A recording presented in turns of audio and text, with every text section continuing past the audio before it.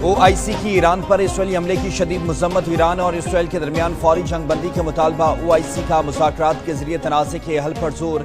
Istanbul में OIC वज़ीर ख़ारजा का इजलास में रुकन ममालिक के 40 से ज़ायद सिफारतकार शरीक हुए। नायब वज़ीर आज़म इसहाक़ डार पाकिस्तान की नुमाइंदगी कर रहे हैं। चेयरमैन OIC हुसैन ब्राहम ने इजलास में खिताब में कहा, 15 जून से खित्ते में कशीदगी मज़ीद बढ़ गई है। ईरान और इसराइल के दरमियान जंग खत्म होनी चाहिए। मुज़ाकरात के जरिए तनाज़े का हल तलाश किया जाए।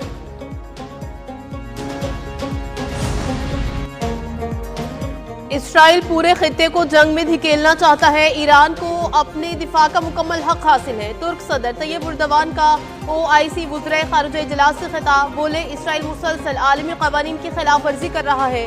सेहूनी रियासत पूरे खित्ते पर अपना तसल्लुत कायम करना चाहती है। मौजूदा हालात में मुस्लिम ममालिक में इत्तेहाद नागुज़ीर है। मुसलमान मुत्तहिद होकर इसराइल के खिलाफ आवाज़ बुलंद करें।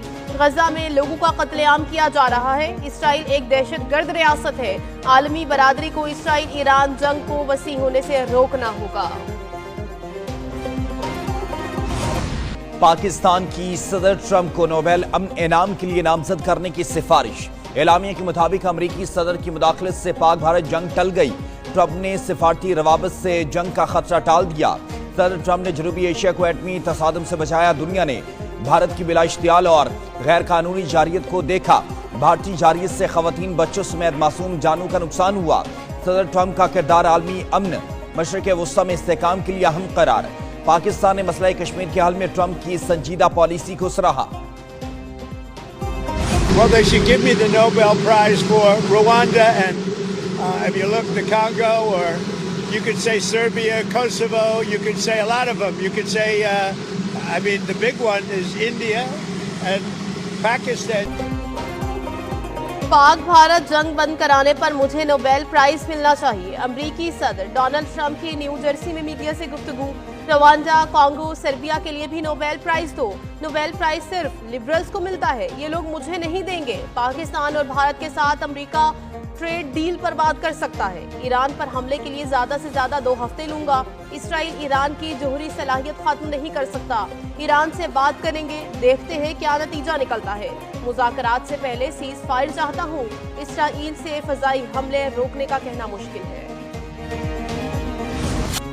ईरान का इसराइल पर एक बार फिर मिसाइलों से नया हमला। ईरानी फौज की जानिब से तल अवीव, हैफा, जनूबी इसराइल में 30 मिसाइल दागे गए। इसराइल के शहर धमाकों से गूंज उठे। सियाहुनी हुकूमत की शहरियों को बंकर्स में रहने की हिदायत। मिसाइल के टुकड़े लगने से रिहायशी इमारत में आतिशज़दगी। तर्जमान खातमुल अंबिया हेडक्वार्टर्स का इसराइल के फौजी मराकज़ 2 फ़ज़ाई अड्डों को निशाना बनाने का दावा। दिफाई सनतों, कमांड एंड कंट्रोल मराकज़ को भी निशाना बनाया गया।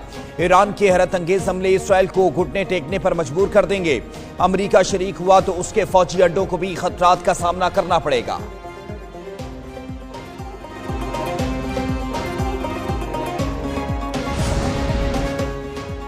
ईरान जारहियत रुकने पर सिफारतकारी को मौका देने के लिए तैयार है। ईरान के वज़ीर ख़ारजा अब्बास अराग़ची की जनेवा में मीडिया से गुफ्तगू। कहा, जारहियत करने वाले का संगीन जुराइम का इर्तिकाब करने पर एहतसाब होना चाहिए। ईरान का जोहरी प्रोग्राम पुरअमन मकासद के लिए है और इस पर हमले बैनुल-अक़वामी क़वानीन की खिलाफ वर्जी है। ईरान अपने दिफा के जायज़ हक़ का इस्तेमाल करता रहेगा। ईरान की दिफाई सलाहियतों पर मुज़ाकरात नहीं होंगे।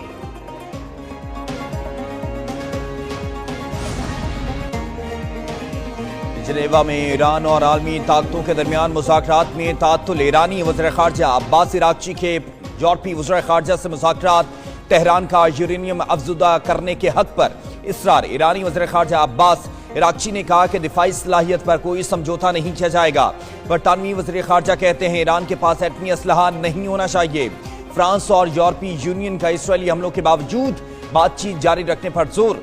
रूसी सदर पुतिन की अब्बास अराग़ची से पीर को मॉस्को में मुलाकात मुतवक्के। वापस नहीं आ सकती, पूरी कौम उस पर रंजीदा है, दुख है। इस वक्त जरूरत इस बात की है कि कानूनी तौर पे एक स्ट्रॉन्ग केस बनाया जाए ताकि मुलजिम को सख्त तरीन सजा दी जा सके, ताकि कोई और ये जुर्म ना कर सके। सना यूसुफ का कत्ल टेस्ट केस होना चाहिए। मुलजिम को सख्त सजा मिलनी चाहिए। वज़ीर इत्तलात अताउल्लाह तारड़ का टिकटॉकर सना यूसुफ की रिहाइश का आमद। मीडिया से गुफ्तगू में अताउल्लाह तारड़ ने कहा, केस को मंतकी अंजाम तक पहुंचाने के लिए कानूनी टीम तश्कील दी जाएगी। हमें अपनी बच्चियों को महफूज माहौल फ्राहम करना है। सोशल मीडिया प्लेटफॉर्म का जिम्मेदारी से इस्तेमाल होना चाहिए।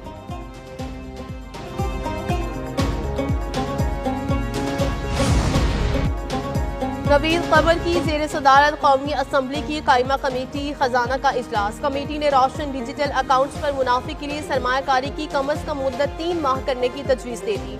स्टेट बैंक हुक्काम ने कहा टैक्स मराहत के लिए सरमायाकारी की मुद्दत 1 साल रखी जाए।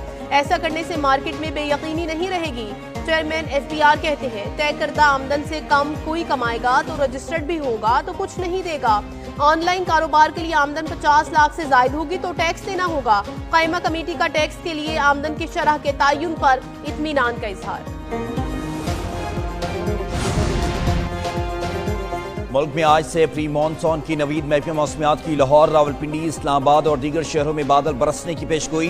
सिंध में नगर पारकर, मिट्टी, इस्लाम कोट में भी बारिश मुतवक्के है। खैबर पख्तूनख्वा, कश्मीर, GB में भी बारिश का इम्कान जाहिर किया गया है, जबकि बारिश से गर्मी और हीट वेव की शिद्दत में कमी का इम्कान। बलूचिस्तान के बेशतर इलाकों में गर्मी की शिद्दत बरकरार रहेगी। कराची में आज वक्फे वक्फे से बूंदाबांदी का इम्कान।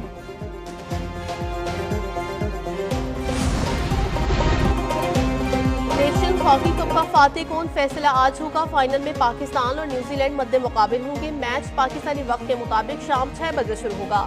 सेमीफाइनल में पाकिस्तान ने फ्रांस को पेनाल्टी शूटआउट पर शिकस्त दी। मैच मुकर्रर वक्त तक 3-3 गोल से बराबर रहा। पेनाल्टी शूटआउट में पाकिस्तान ने फ्रांस को 2 के मुकाबले में 3 गोल से शिकस्त दी।